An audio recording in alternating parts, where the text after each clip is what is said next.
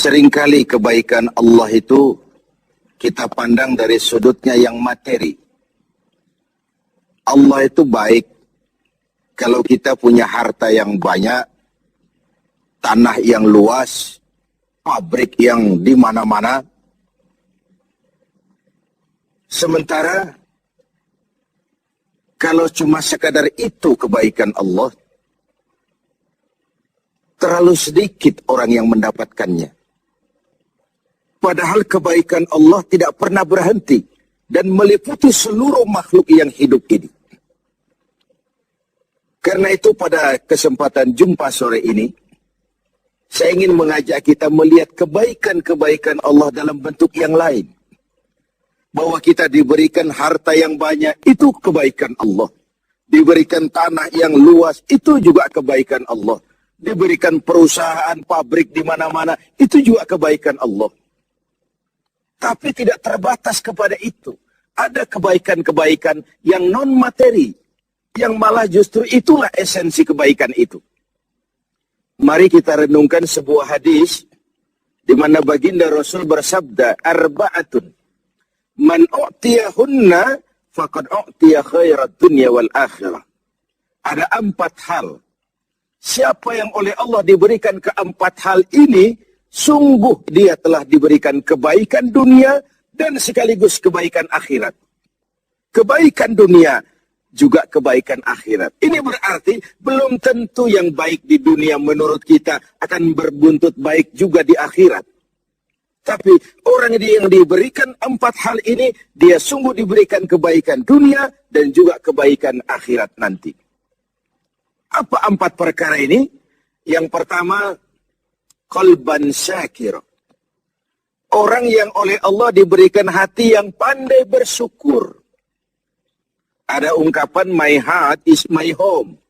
Hatiku adalah rumahku. Kalau luas hati, rumah yang kecil besar rasanya.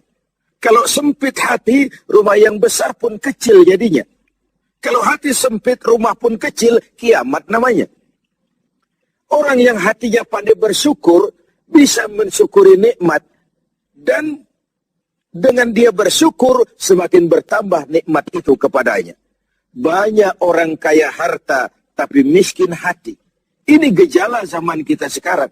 Di tengah gemerlapnya harta, dia tidak tahu mau diapakan harta yang banyak itu. Orang-orang sufi menjelaskan bahwa kaya itu ada 2 macam. Ada kaya majazi dan kaya hakiki. Yang disebut kaya majazi, kaya artifisial. Lahirnya dibaluti harta, tapi hatinya miskin. Hidupnya sudah serba ada, tapi dia masih merasa kurang. Rumahnya sudah titik air liur orang melihatnya, tapi dia masih merasa belum apa-apa. Mobilnya berdecak orang kagum melihatnya, tapi dia rasakan itu pun masih belum. Maka dia selalu miskin. Dalam sebaya cukup dia masih merasa kurang, maka hidupnya pun selalu kekurangan. Orang yang diberikan hati yang kaya, sungguh sebuah kebaikan. Hati yang kaya, hati yang luas. Kalau hati luas, tandanya 2, bisa mensyukuri nikmat dan tidak mengingkari apa yang diberikan Allah kepadanya. Tapi orang yang hatinya sempit biasanya tidak pandai mensyukuri nikmat. Dan lebih celaka lagi ini, tidak senang lihat orang lain mendapat nikmat. Orang seperti ini, ya susah gemuk. Sudah tidak bisa mensyukuri nikmat, tidak senang lihat orang lain mendapat nikmat. Tetangganya beli televisi saja, dia demam. Nanti tetangganya beli sepeda motor, dia makin gawat. Masuk rumah sakit. Di rumah sakit dengar tetangganya beli mobil, mati dia. Disiksa oleh perasaan sendiri. Begitu orang yang miskin hatinya. Orang yang diberikan hati yang pandai bersyukur, sudah diberikan kebahagiaan dunia dan kebaikan akhirat. Ini yang pertama. Yang kedua, walisanan zakira. Orang yang diberikan lidah yang pandai berzikir. Menyebut nama Allah dalam artian yang seluas-luasnya. Tasbih ya zikir, tahmid ya zikir, tahlil ya zikir. Tapi ada fenomena lain. Melihat apapun yang mengagumkan, dia kembali kepada Sang Maha Pencipta. Itu pun zikir. melihat semesta jagat raya, melihat bintang gemintang bertaburan di angkasa, melihat lautan luas terhampar biru membentang, melihat gunung tinggi menjulang ke angkasa, semuanya mengingatkan dia kepada Allah. Itu pun zikir. Diberikan lidah yang pandai berzikir, mengingat Allah dalam segala keadaan. Dan bukankah Islam mengajarkan seperti itu? Dari hal-hal yang paling kecil, memulai pekerjaan, bismillah. Melihat sesuatu yang hebat, Masya Allah. Melihat sesuatu yang luar biasa, Subhanallah.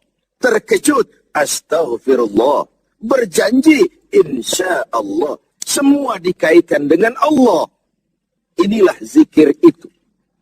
Hidup yang larut dalam alur ketuhanan.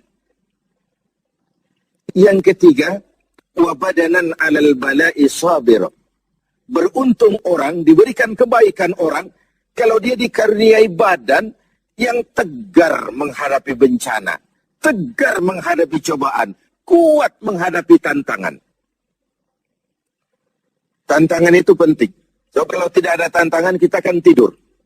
Cobaan juga kita perlukan. Tapi kalau kita tidak sanggup menahannya, larut oleh cobaan itu, kita akan kalah karenanya. Orang yang baik, diberikan kebaikan dunia akhirat, punya badan yang tegar menghadapi cobaan. Apa cobaan Allah? Dua macam. Satu ayat menjelaskan, وَنَبْلُوكُمْ بِالْخَيْرِ وَالشَّرِّ. Kami akan coba, kami akan uji kamu dengan yang baik dan dengan yang tidak baik. Dengan yang enak dan dengan yang tidak enak. Dengan yang menyenangkan dan dengan yang tidak menyenangkan. Bukan cuma sakit cobaan itu. Sehat pun ujian. Bukan cuma miskin ujian. Kaya pun cobaan. Bukan cuma tidak punya jabatan cobaan. Naik pangkat pun ujian. Kita ni yang namanya ujian kan yang tidak enak saja. Kalau sudah sakit, ya Allah, sedang diuji. Sehat, lupa daratan. Miskin, ujian. Setelah kaya, lupa bahwa itu juga ujian. Fenomenanya apa? Banyak orang lulus ketika diuji dengan kemiskinan. Tapi gagal berantakan setelah diuji dengan kekayaan. Ketika miskin dia hamba Allah. Setelah kaya dia pindah menjadi hamba harta. Belum pernah ada orang datang mengeluh, Pak Ustadz, saya sedang diuji oleh Tuhan. Kenapa Pak? Uang saya sedang banyak. Belum pernah. Kalau sudah bangkrut, miskin, baru merasa diuji. Bukankah sejarah syarat dengan contoh? La nufarriqu baina ahadim min rusuli. Kami tidak membeda-bedakan para rasul. Tidak ada rasul yang dianak emaskan. Semuanya diuji, semuanya ditempa, semuanya digembleng. Semuanya tegar seperti batu karang di tengah samudra. Walau tiap hari dihempas ombak, dihantam gelombang, dia tetap berdiri dengan tegar. Begitulah orang yang diberikan kebaikan oleh Allah. Lain dengan orang yang loyo, sedikit kena kesulitan seperti ayam sampar, kerakap tumbuh di batu, hidup segan mati pun tak mau.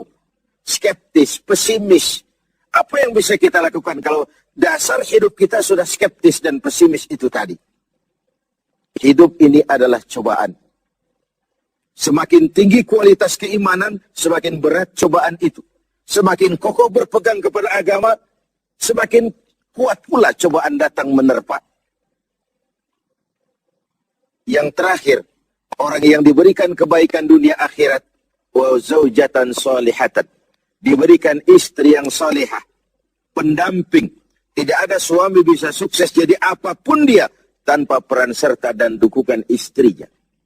Itu sebabnya baginda Rasul menikah dengan Sayyidatuna Khadijah. Apa yang jadi pertimbangan beliau? Mengawini seorang janda yang umurnya 15 tahun lebih tua pula dari beliau. Kalau sekadar memperturutkan hawa nafsu, mestinya tidak Khadijah yang dipilih oleh baginda Rasul. Mestinya, kalau istilah kita sekarang cari ABG saja. Tapi jelas baginda Rasul bukan cuma sekadar mencari istri, beliau mencari seorang pendamping. Apa bedanya ini? Tiap perempuan bisa jadi istri, memang. Tapi tidak tiap istri bisa jadi pendamping. Itu dibuktikan dalam sejarah. Orang lain belum beriman, Khadijah iman. Orang lain memusuhi Nabi, Khadijah mengorbankan hartanya untuk membantu perjuangan Nabi. Saat Nabi terkena kesulitan, Khadijah tampil jadi penghibur. Khadijah tampil jadi pembela. Ketika pertama kali berhadapan dengan malaikat Jibril menyampaikan wahyu, Rasulullah gemetar seperti orang demam. Kembali ke rumah, zammiluni ya Khadijah, selimuti saya Khadijah, selimuti. Kenapa bang? Barusan turun Jibril, dia katakan begini, saya khawatir Khadijah. Khadijah mengerti suaminya semua mengalami semacam frozen emotional attitude. Sebagai istri yang bijak, pendamping yang baik, beliau tampil, kalla ma yukhzikallahu abada. Jangan khawatir bang, Allah tidak akan menyusahkan abang untuk selamanya. Tenanglah. Rumah tangga adalah awal kesuksesan kita di tempat lain. Karena itu, kalau diberikan istri yang solehah, itu sudah kebaikan dunia dan kebaikan akhirat. Seorang pejabat yang jujur, polos, lugu, sederhana, bisa jadi koruptor ulung kalau dikipas-kipasi oleh istrinya. Suami-suami yang berstatus DKI, di bawah kekuasaan istri. Tidak lagi sebagai pendamping, tapi sudah menjadi